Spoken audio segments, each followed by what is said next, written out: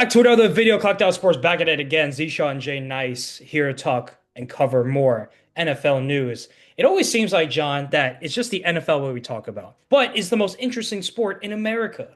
So you can't hate us. No, yeah, I mean it dominates the sports world right now. Like, let's be honest, there's only what 17 games now, so you got to talk about it every single week it's happening because it takes over. You got to watch, you got to tune into every single game, man. There's too many baseball games, NBA, like there'll be NHL. There's just too many games. NFL, one game a No, week for your no one, team. no one cares about the MLS here in America. So sorry, football fans. I'm going to call it football because it's really football. Anyway, John, more Jalen Hurts drama going on. Derek Gunn, local beat reporter for the Philadelphia Eagles, has reported players and coaches are frustrated by Jalen Hurts. And before all you Philly fans and Jalen Hurts supporters come at us, try to spin the narrative, these are players and coaches coming out. This is not the media trying to spin it into their narrative. This is coming from patient zero itself. Players and coaches. Reportedly, Jalen Hurts is frustrating teammates and coaches because Jalen Hurts plays the way he wants to, which is very conservative, which is not throwing the ball downfield, not throwing the ball into tight windows, and not taking enough risks. I mean, Jay points this out, and many Philly fans have pointed this out. Jalen Hurts has only thrown one pick the entire year. Well, let me just say, listen, that's great. If you can only throw one pick a year, that's awesome. However, that also tells another story. He's not taking enough risks, John. As you know, as we know, we're on this journey as entrepreneurs, as people want to grow outside the comfort zone. You're gonna make mistakes, a lot of them, and you're gonna throw picks. As a quarterback, as an elite quarterback, you will throw picks. So when Jalen Hurts only throws one pick throughout 12 weeks, I'm thinking, oh, he's not turning the ball over. But on the other side, he's not taking enough risks. There are people open downfield, which he's not throwing to. So, I mean, Well, even when someone's open, Z, and he's throwing down the field, it's hitting the dirt, it's hitting the grass, man, because he's overthrowing him and he's missing the mark. So and to your point too about missing these throws, a lot of interceptions you see in the NFL, they'll come off of those tipped passes, those batted balls. But if you're just throwing those rainbow arc, trying to drop it in a bucket deep shots, and you're overthrowing them by 10 yards, you're not going to throw any picks because no one's catching that thing. No one's getting it, right? It's hitting the ground. So, we've seen it a little bit. I know people are going to say he's a winner. He's a leader, all that stuff. And I don't dislike the guy. I just think from what I see from watching with the naked eye, and, we don't watch film 24/7 like these coaches, but from what you can see, he misses the open throws.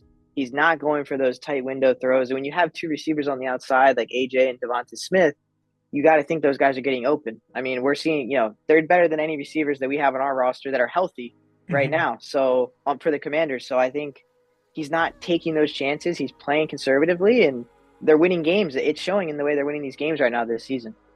yes, and they're winning games, and winning cures everything. I actually disagree, John. Here's the thing. If you're on a championship team, like a QB1, you're going to feel the most praise. But what's going to happen if you're wide receiver 6 and you win a championship? Are you better than Jamar Chase? No. Are you going to feel the same way as wide receiver 6 winning a Super Bowl compared to Jalen Hurts? No, because you didn't contribute anything. And for anyone saying that everyone's happy on a Super Bowl team, they are lying. 53 guys on that team do not all like each other. They do not, maybe they respect each other, but they may not respect each other. Some people may get annoyed. And let me just bring this. People might think I'm hating or picking on Jalen Hurts and the Eagles. I'll throw in the Jalen Daniels. Maybe some Commanders teammates are annoyed by Jaden Daniels smiling too much, but they won't say anything about it because, they might be a backup tight end or backup O-lineman, and they can't. But with Hurts, it's because it's a pattern. It's a pattern of him playing conservative, him not hitting open guys down the field. Hurts, this is my thing, what I see. And we're casual fans. Greg Cosell says this too. He either checks it down to Saquon or the tight end. He either scrambles out of the pocket or he throws the deep shot. That's it.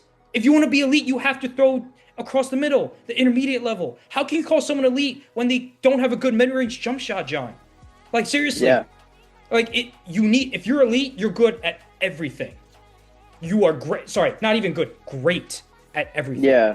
And I just don't see. Oh, sorry. Go ahead. No. I was just gonna say, if you think of you have I mean, I would say 2 minutes, but you have maybe like 30 seconds and you need to come down and get a score. It could be any score to win the game. And you're at your own, let's say you're at your own 20, the old touchback.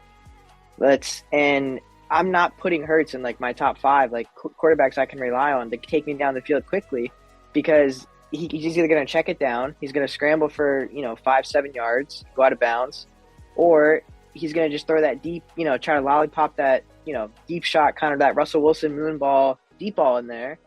And unless my guy, if any D coordinator is smart and they're sitting those safeties and they're not letting anyone get behind him, he can't take those 20-yard deep in cut intermediate routes over the middle. And, maybe he can, but he's not throwing it. Either he's not seeing it, he's not trusting his eyes, he's not trusting his arm.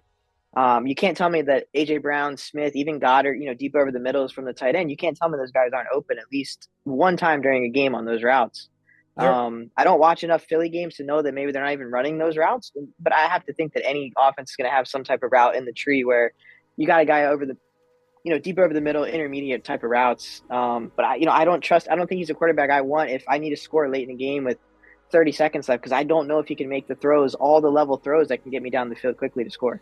Exactly. And that's what separates good from great to elite. You have to be great at every single facet of the game. Let's say, and you have to throw it. Like Luka Doncic is the best player in the NBA right now. He's not the best defender, but he'll try. He's trying harder than he's ever done before. So he's at least putting effort in. And yes, opposing teams are going to pick on him, but Luka is so great at scoring, so great at playmaking that it makes up for his defense. Even with Hurts' running ability, the tush push, and throwing the deep shot, he's not great or elite at those aspects for him to overcome not throwing across the middle, John. I think that's what Philly fans and Jalen Hurts supporters are missing. Yeah, no, 100%. I don't see him making all those level throws. And just, like I said, we don't watch every Philly game like the fans do, but from the two games I see him against the Commanders every year in the national broadcast games, I don't see enough of those 3-level throws that they talk about, underneath 10 to 20 and then those, 25 plus or whatever, deep shots. So he reminds me a lot of the Russell Wilson, just that deep, he throws that nice deep ball sometimes and can kind of drop it in there. And he's got guys with speed on the outside, but consistently play in and play out. I don't think he's taking the chances or, we haven't seen that ability consistently to make those intermediate level throws. Absolutely. I just want to point out, there was a Reddit comment. I wish I screenshotted it. There was a post, and it was the first one. Someone said on Reddit that Jalen Hurts, if you watched the Super Bowl parade for the Eagles last year, apparently Jalen Hurts was not interacting with people. He was kind of sulking and being by himself, moody in the corner. That's what it said. Okay, this was a Reddit fan on Reddit. Could be taken out of context. I did not watch the Eagles parade. I'm not nitpicking, but that's what it said. And I just want to say, if this was true, John, if this was true, I just want to go on record and say, you can be serious. You can be focused and locked in, like Brady. Brady's the most obsessed quarterback ever, right? But there's a way that you can be obsessed, but also just be one of the guys. Like you and I can go drink beers, kick it back, laugh for a few hours, that sort of thing. Doesn't seem like Hurts is the kind of guy to bond with teammates, to go to a bar, grab a beer, that sort of thing. And this is all coming from Colin Cowherd as well. And Derek Gunn. Derek Gunn is a foot soldier, and he hears stuff that we don't hear. Okay? So don't blame us, people. Derek Gunn is a local beat reporter for the Eagles, and beat reporters do not want to report negative things at all. Because if you say one bad thing about like a player, guess what? He has to go back and interview them later, next week, the next day. So beat reporters do not want to report bad stuff. So in my opinion, this is legit. And if you're a Philly fan and you don't see this as a problem, you're in denial. You're a Jalen Hurts fan, you're in denial. Because this has been going on since 2023, John. Yeah. No, I think you can be jaded and not see it when it's your team, but from a casual, viewing, we've talked about it before. I don't need to keep belaboring the point, but he's got to be able to make those intermediate throws for sure to kind of take that next jump. And, you don't have to be the most outgoing social guy, but you got to, it doesn't look good if you're not kind of fitting in with the team. And, if you're supposed to be, you don't have to be the loudest guy in the room to be a leader and be the quarterback, but you want to have that rapport with your guys. And if people are unhappy and these reports are now getting out from the players and people inside the building, then obviously, something is clicking and something's a little bit off. Yeah, I'm passionate about this, talking about this because I'm a big guy. Number two things before we move on. Number one, I used to be like that jaded kind of locked in, obsessed. I'm not going to do anything, not going to joke. And it just hurt me. Like it really hurt me as a person because like you need to have fun. You need to let loose. You need to just grab a beer with your friends, your teammates, whoever, your coworkers, and kick it back. You have to do those things. Otherwise, you're just all work and no play. What's the point of working then? And number two, I'm a big guy in like giving properly rating people. When I rate someone, I'm like, okay, how good is he? Or how good is she? Whatever. Hurts is good. But Philly fans and some Jalen Hurts supporters have gone, he's good. No, he's elite to here. He's not here. He's not here. He's not even close to here. He's here. Okay? We all think like, oh, he went to a Super Bowl 2 times. But also there's levels to this. He's had an elite low line. He's had all this. Good owner, great best GM in the league. And all that. So it's like he has all the pieces around him to succeed. So the expectation should be he should be winning. He should have won the Super Bowl, in my opinion. Yes, for me, I didn't think the Eagles were going to win, but based off the roster, you should win. Okay? Yeah, That's all I mean, no, to your point, one last thing on this. To your point, Trent Dilfer won a Super Bowl. Does anyone think Trent Dilfer was an elite quarterback? fuck no. When you're, No, when you're having beers with your boys, are you like, man, Trent Dilfer, I'm so mad he's not in the league anymore. He was so elite and fun to watch, right? You Thank you, can John. not be the best quarterback and win a Super Bowl because you had everything around you that was helping you succeed. So that'll just rest my case on that one. I'll drop the mic. Russell Wilson, sorry. I know you dropped the mic. Russell Wilson, Joe Flacco, Big Ben his first ring, Peyton Manning's second ring, man, Nick Foles. The list goes on, guys. Brad Johnson. So let's leave it at that, John. I had to just add to your point. I'll drop the mic too for you. So John, JJ McCarthy, he's played in like 5 games this year and he's not looked good. Do the Vikings consider getting a veteran in the offseason or drafting another quarterback? I think you have to. When you draft him that high, you need him to be your guy. But I know he got injured last season and we haven't seen a lot of him, but in the action that we have, it hasn't looked good. You've got one of the best receivers in the game on the outside, Justin Jefferson, TJ Hawkinson, capable tight end, right? And, they have the pieces. They're really the only, piece that's changed from last season is a different quarterback, at least on the offensive side of the ball for them. And, I can tell you I have the box score up here. When Michigan played Maryland in 2023, I watched J.J. McCarthy play Maryland. I'm, a passionate Maryland fan. Was not impressed whatsoever. I'm looking at the box score now from that game. 12 of 23, 141 yards, an interception. His longest completion, 26 yards. And they had 45 rushing attempts. 28 from Blake Corum, who we know is, the backup running back on the Rams now. NFL level running back. So, and they only ended up winning the game. They only ended up beating a, pretty bad, if not just average Maryland football team by 7. 7 points? It was a 7-point game. And Maryland stayed in it, kept it competitive, but McCarthy still only threw 23 times to 45 rush attempts.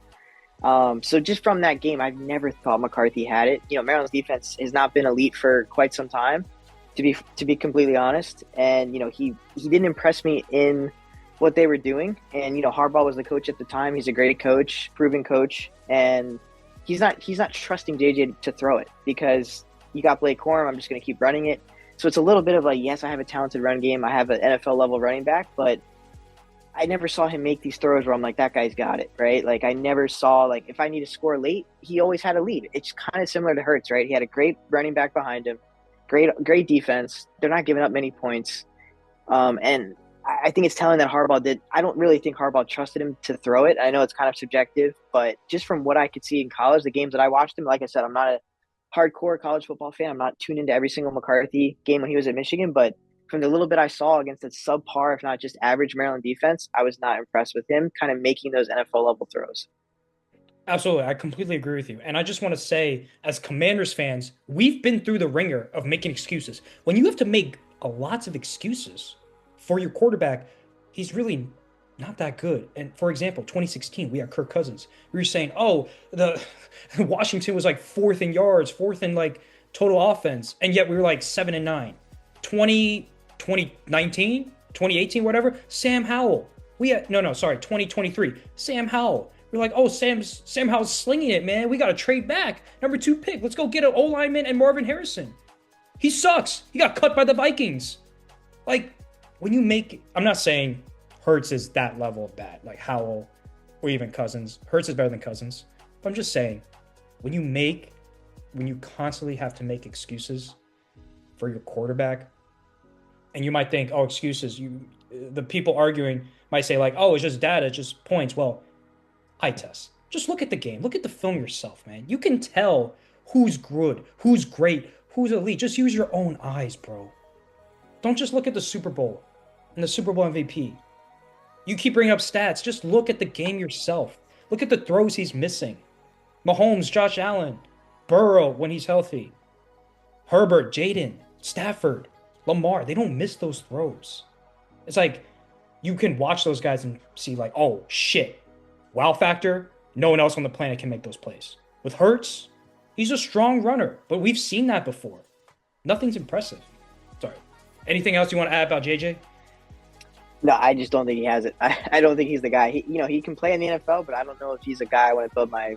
I definitely don't want to build my franchise and team around him. So if I'm the Vikings, it's a little alarming that Darnold is having success somewhere else. We had him in the building, and I know I saw something that's like maybe he just can't beat the Rams. They lost to them this season, and he lost to them last year with the Vikings in the playoffs, and maybe he just has the Rams just have something again, kind of have the blueprint to beat him. But, he's looked good in every other game, but, besides that game we touched on from last week. So, but yeah, I just don't think McCarthy's the guy. And it's a little alarming that, you just kind of plug and play McCarthy over Darnold, and it just hasn't looked the same on the Minnesota offense. Mm-hmm.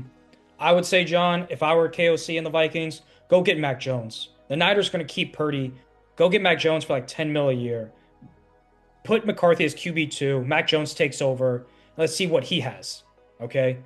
If Mac Jones was slinging it with Shanahan, and KOC's under the Shanahan tree. So I think that's a perfect marriage for Mac Jones and KOC for next year. Mm-hmm. All right, let's talk about rookie debut. Shedeur Sanders is going to make his rookie NFL debut for the Cleveland Browns. Do you have high expectations for Shedeur? Well, I guess we should say starting debut, right? He came in relief, I guess. Starting last debut week against the Raiders. So both trash teams going at it. Yeah, for sure. It could go one of two ways when you have two bad teams. I mean, Cleveland's got Myles Garrett, one of the best in the NFL. They have always had a decent defense, Cleveland has, but the Raiders have Max Crosby, obviously, so both teams have a really good D lineman that can shake up the game and make an impact. I'm interested to see with Sanders having a full week of those first team reps and a full week of practice and a game plan, how he can go in and how he looks. We saw Mariota drop 41 on the Raiders earlier this season, our backup quarterback with the Commanders. So I think, there's plays. I mean, I don't know if you saw the Monday night game with the Raiders. They were getting picked apart by the Cowboys. I know Cowboys have a good offense, but, there's going to be plays, I think, to be made for Shedeur. And, I think there's going to be guys open just based on what I saw from the Raiders' kind of soft defense from Monday night too. And, Mariota dropping 41 on him. So I'm interested to see with the full week of practice if he looks any different. I know last week is a tough spot coming in, mid-game like that. Sometimes it actually helps guys because you don't have time to think and get nervous. You just like, hey, I need you. Throw you out there, and you just go out there and just kind of instincts take over. But, the box score wasn't good last week. Obviously tough divisional game. But, with a full week of practice and game plan and those first team reps, and we know the reps make a difference at practice. We've seen it with the Commanders. Jaden's been in and out of the lineup, McLaurin in and out of the lineup, not there for the camp and, OTAs or whatever. So all those reps make a difference. So, if he looks a little bit better, I think you see some hope. But if it looks worse, against a bad team, I know you're on the road, but the Raiders defense hasn't looked, like anything. He should be able to have some success if everyone is thinking that he was, slipped in the steal of the draft and has all this talent. So, and now's the time to prove it with, a full week of everything going in your favor. First team reps, more practice, game plan. Like, let's see what you can do. I'm in the boat of you got to come out firing Shedeur. Stefanski didn't want you. He didn't want to draft you. Andrew Berry didn't want to draft you. The owner wanted you. It's the owner's pick. So you have to come out swinging. You have to show Stefanski and the world that you're miles, if not worlds better than Dylan Gabriel, who we all don't think is very good at all. He's like a very low floor kind of quarterback. He's not tall. He's not strong. He's not fast or elusive like Kyler Murray. Doesn't have a strong arm. So Dylan Gabriel is not him. So Shador, go out and beat the Raiders by 20. I'm serious. I don't care if this is the first time you've had first team reps. You know this offense. You know these teammates. You've known them for this whole year. You should be able to slice and dice that Raiders defense. It's Swiss cheese. I think it's the worst defense in the NFL. I'm not even joking. It's absolutely awful. So go out, win by 20, and show the coaching staff that you're their guy. Because this is time to prove it. If you only win by 7, Cleveland's going to be looking for another quarterback in the draft. All right, kickers. San Francisco signed Matt Gay to their practice squad. Yeah, Moody and Gay just switching spots here. It obviously Matt Gay missed 2 big kicks for the Commanders last week, 50 plus. But in nowadays NFL with the K ball and all these new we're seeing kickers make freaking 70-yarders. You got to make at least one of those 2 50-yarders if you're Matt Gay to help the Commanders get that W. So yeah, I mean we moved on from Gay and we bring in Jake Moody, who Adam Peters drafted when he was in San Francisco to that Niners squad. So some prior history, with the two, it makes sense. We saw him kick the game winner against us when we played the Bears earlier in the season. So, hopefully he can come in and make his kicks and earn his spot. And good luck to Matt Gay. I know the kicking game is tough in the NFL. It's like, we see it, some guys have it and then they don't. It's hard to get it back. You got to get a second chance somewhere and hope someone gives you that opportunity. But all the best to him. He just unfortunately didn't make the kicks for us when we needed him to. Yeah. And special teams has just evolved. Usually, 10 years ago, special teams just kept you in games. They didn't win games, but you could lose by special teams. Now, special teams can win you games. Kickoff return touchdowns, field positioning, punt returns, field goals. You see Brennan Arbery, he's making 60-plus field goals, bro. It's insane. It's honestly, a kicker is a skill position. It's always been, but it's now more important than ever. Like, the Cowboys just need to get over the 50, and they're in field goal range. It's absolutely incredible. Like, you just need a kicker at least to drill 50-plus yards of field goals consistently every single game. I mean, look at the NBA. Now, 10 years ago, you didn't have 7-footers shooting threes. Now, if you're a 7-footer, it doesn't matter how tall you are. You should be able to shoot threes in the NBA. Wemby's 7'6". He can shoot threes, bro. If you can't shoot in the NBA, you're done. You're cooked unless you can rim protect. You're done. You're not going to see the floor. If you're below 7 feet and you can't shoot, goodbye. You're done. So now it's kickers have to drill 50-plus yarders. Yeah, with the way the offenses, can move the ball a little bit, and with getting the touchback at the 35, if kick goes into the end zone with new kickoff rules, you got to be able to make those long kicks, right? And you see more coaches going for it nowadays too than maybe they used to in the past. But some coaches are still pretty conservative. I think Tomlin comes to mind with being conservative. That's why I try to have Boswell on my fantasy football teams, just because he's usually going to take that field goal opportunity when he's over the within Boswell's range. But yeah, you got to be able to make those up to 60 yards pretty consistently in fair conditions. Obviously, wind, rain, whatever, snowy games. We might get some later in the season, but if it's fair weather, there's not super gusty winds, it's not pouring down rain, it's not wet, we got to see these kickers, we got to have a kicker that can consistently make those kicks up to 55, 60 yards. Mm-hmm. Absolutely.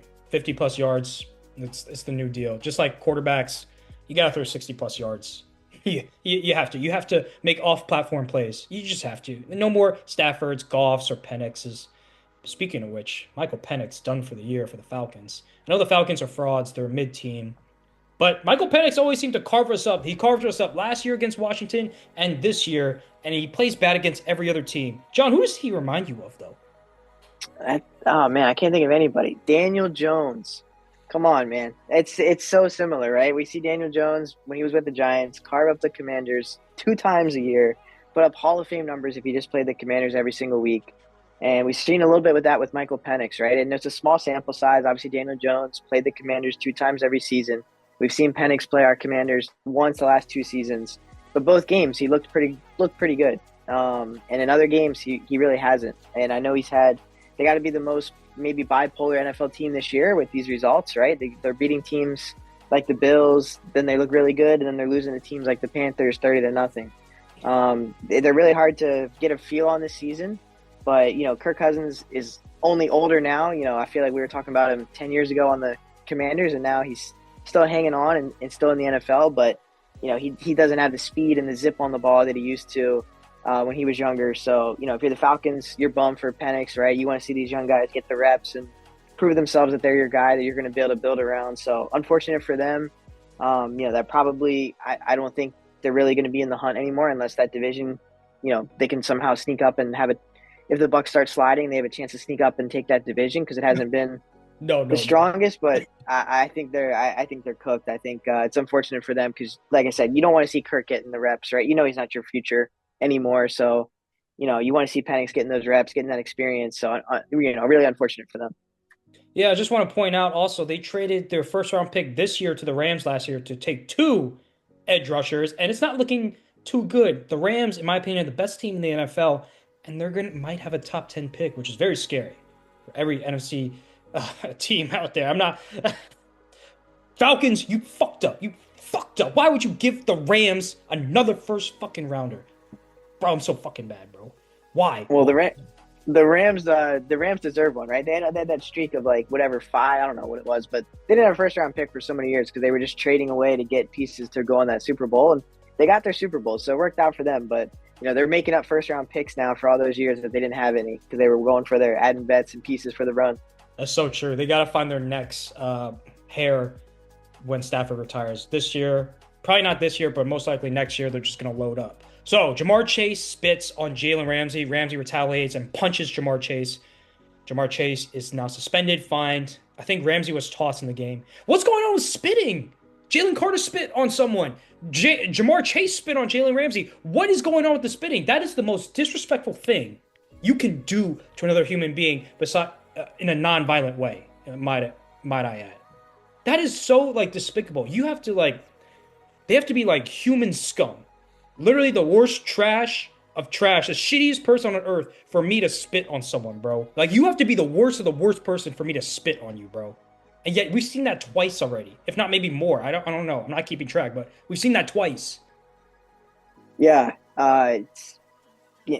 I think the worst part is when he was asked about it after, he says he didn't spit on him, and then you can clearly see in that video from the sideline, right, the spit going on Ramsey. It has to be probably the most disrespectful thing you can do. They're out there. That's your job, right? You're out there competing. He's competing.